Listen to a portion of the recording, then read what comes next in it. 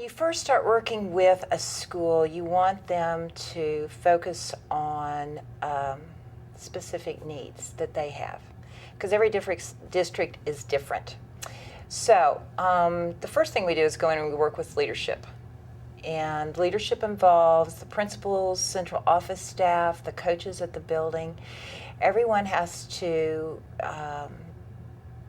come together and begin to develop the vision for that district.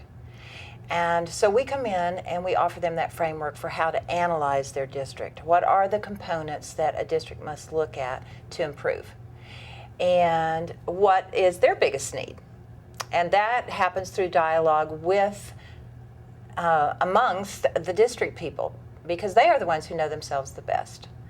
So the first thing we do is help support the leadership in terms of understanding how they need to view their district and make decisions about where they need to put their emphasis. That's a 2-day piece that we do up front with them.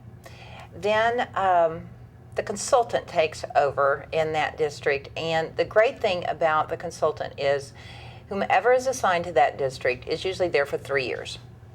And so they come in and they do the professional development, they come in and they do the coaching and consulting. Now when I do that in the district where I work, I've been in that district now for 5 years. I feel like I own their scores as much as they do, because you really build that kind of bond with the district, and you feel like your reputation's on the line if they don't improve. And so you're doing everything you can to help them sit back and analyze their goals, think about where they want to be. If we're not getting there, what might possibly be the problem as to why we're not getting there.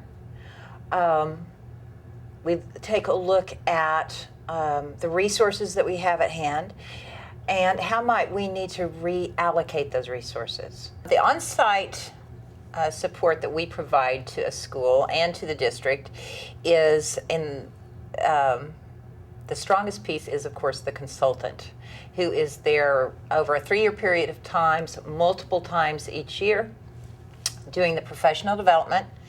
And so they're working with teachers and the leadership teams on those professional development days. Then the other strong piece on site is the coaching and consulting, because as a principal,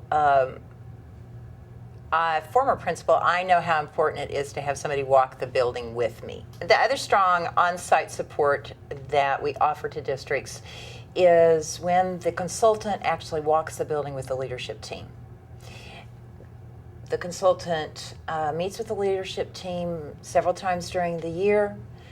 They then, on that day, go out and visit classrooms, have conversations with teachers, do model lessons for classroom teachers.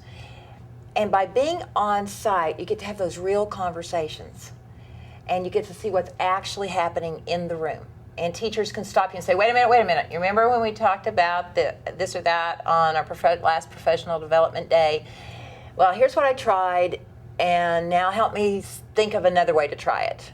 So actually being there and being available to them allows you to have conversations that you can't have just through email. Now, it's not on site, but the other strong support piece that we offer, though, is we don't want our schools to ever get stuck or feel like they do not have access to us. So there's unlimited phone and email.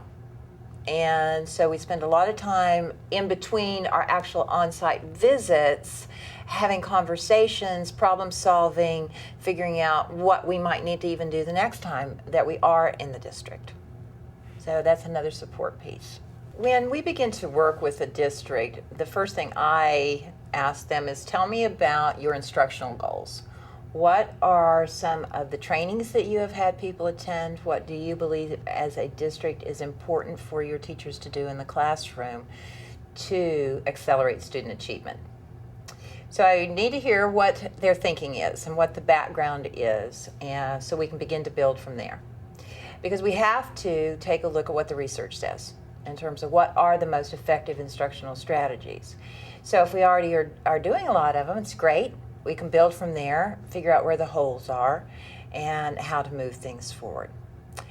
I also, of course, need to know how are we doing in terms of student achievement. Where are you in relationship to AYP? Have you made AYP?